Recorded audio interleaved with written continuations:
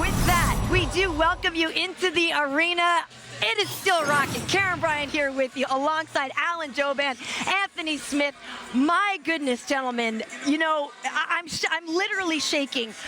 It's so much adrenaline going through this place. An incredible clean sweep for all the Frenchmen. Cyril Gahn doing exactly what he came here to do. What a night. Dana, always a pleasure having you on the show. You know, after the fight, Jeremy Stephens called out Brian Ortega. I like that fight. How do you feel about it?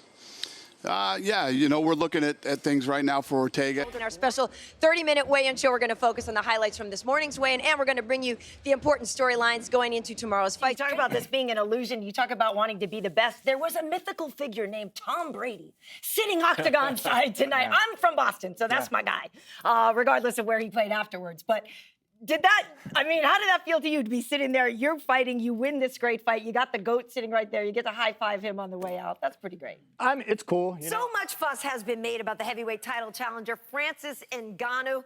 And guys, rightfully so, he is 6-0 in the UFC with 6 stoppages. With a resume like that, the UFC feels they really have a potential superstar on their hands. Now, Monday on the MMA Hour, Miocic was asked if he thinks the UFC wants Ngannou to win, to which he replied, yes.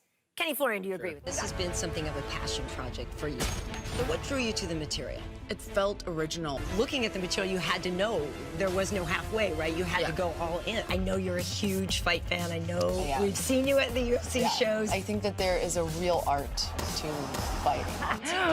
No, I know. It was incredible. So listen, you know, Mal, you told me the other day you really feel like you're coming into your own. And I'm curious how much the fact that you have a partner like Patty to kind of go on this ride with is helping you do that. Because you can see the bond that you have, and you can see that you both elevate each other. It's just bongamin. I mean, that was absolutely incredible.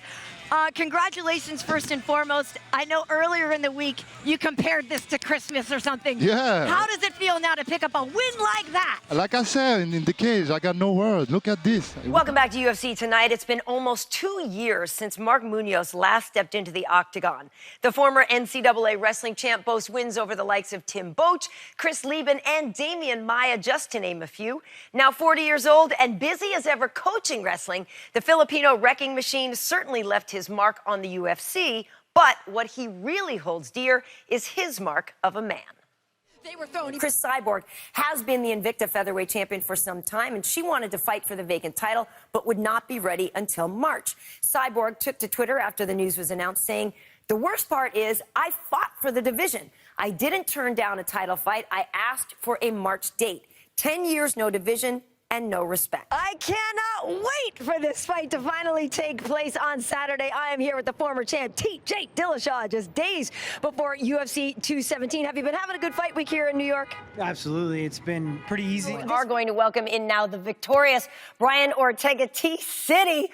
I mean, come on. You're the first man to finish Frankie Edgar. That is absolutely incredible. How good does this victory feel tonight? Honestly, I'm amazed at even, I saw the highlight right now, and I was like, wow. You're saying yes like you've taken one. I've not taken one, but I have worked here long enough, Michael, to understand what it must You've feel verbally like. taken many from Oh, me I've over certainly the years. taken a lot of hits from you, Mike. I've given a couple licks back, though. We'll see. You've given me many. Well, I'll tell you what.